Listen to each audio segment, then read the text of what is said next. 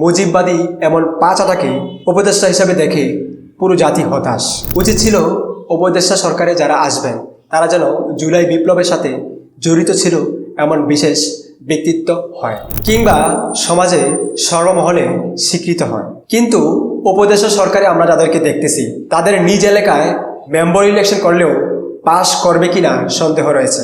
সিংহভাগ মুসলিম দেশে কাকে আপনি মৌলবাদ হিসাবে সাব্যস্ত করেছেন তা আমাদের জানার বাকি নেই। মুসলমানদের সংস্কৃতি বাদ দিয়ে নব্য কুফরি এবং কি পশ্চিমাদের ট্রান্সজেন্ডার মতবাদ কায়েম করার জন্য কারা ইন্ধন দিচ্ছে, কারা এর পৃষ্ঠপোষকতা পালন করছে আমাদের জানার আর বাকি রইল না। তাহলে কি ভারতের পা চাটার জন্য আমাদেরকে আপনারা বীরদাঙ্গুলি দেখাচ্ছেন? শেখ হাসিনা যে পথে গিয়েছে সে পথে আপনারাও যাবেন কিনা সিদ্ধান্ত আপনাদের। আসসালামু আলাইকুম ওয়া রাহমাতুল্লাহ। 5ই আগস্টের বিপ্লবের পরবর্তী সময়ে যারা ডক্টর ইউনূসের উপদেষ্টা সরকার হয়েছিলেন তাদেরকে বাংলাদেশের রাজনৈতিক বিজ্ঞ ব্যক্তিরা উপদেষ্টা হিসাবে সিলেক্ট করেছিলেন। কিন্তু হঠাৎ করে আপনাদের এমন আচরণ, নতুন 3 উপদেষ্টা কারো মতামত ছাড়া বানিয়ে ফেলা নতুন বাংলাদেশের জন্য একটি অশনি সংকেত। নতুন যে 3 উপদেষ্টা হয়েছে তারা কারা, আজকে আমরা তাদের পরিচয় জানব।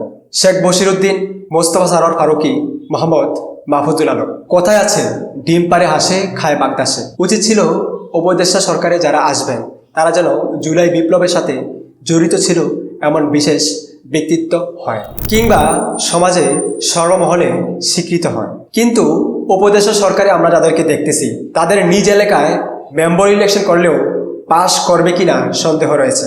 এখন দেখব নতুন 3 উপদেষ্টার কিছু অজানা তথ্য। শেখ বশিরউদ্দিন, তাকে কিছুদিন আগেই ডেইলি স্টার পত্রিকা বেস্ট বিজনেসম্যান অ্যাওয়ার্ড দিয়েছিল। আমরা দেখেছি ডেইলি স্টার এবং কি প্রথম আলো পত্রিকা বয়কট কর্মসূচি কিছুদিন আগেই পালন হয়েছে। এই 2টি পত্রিকা ভারত দ্বারা নিয়ন্ত্রিত। তাহলে কি ভারতের পা চাটার জন্য আমাদেরকে আপনারা বীরদাঙ্গুলি দেখাচ্ছেন? তারপর আসি মোস্তফা সরোয়ার ফারুকী। তিনি একজন সফল বউ ব্যবসায়ী।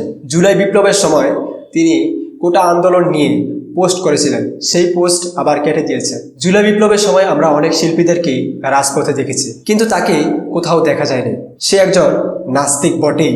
তিনি বাংলাদেশ হেফাজত ইসলামের আমির আল্লামা সাহেবকে নিয়ে কুরুচিপূর্ণ মন্তব্য করেছিলেন। 5ই মে 2013 সালের শাপলা চত্বরের গণহত্যাকে সে শাহবাগ জঞ্জাল মুক্ত হয়েছে বলে সে ফেসবুকে পোস্ট করেছিলেন। শুধু তাই নয়, সমকামিতা, পরক্রিয়া, পায়ুকামিতা, লিপ্টকেদার, পৃথিবীর সকল খারাপ কাজের বাংলাদেশি ইনপুটার হিসাবে সে কাজ করেছেন। গুগলে তার বায়োডাটার মধ্যে ট্রান্সজেন্ডার প্রমোটার হিসাবেও দেখা যায়। তার স্ত্রী মুজিব সিনেমায় অভিনয় করতেও দেখা যায়। মুজিববাদী এমন পাঁচাটাকে উপদেষ্টা হিসাবে দেখে পুরো জাতি হতাশ।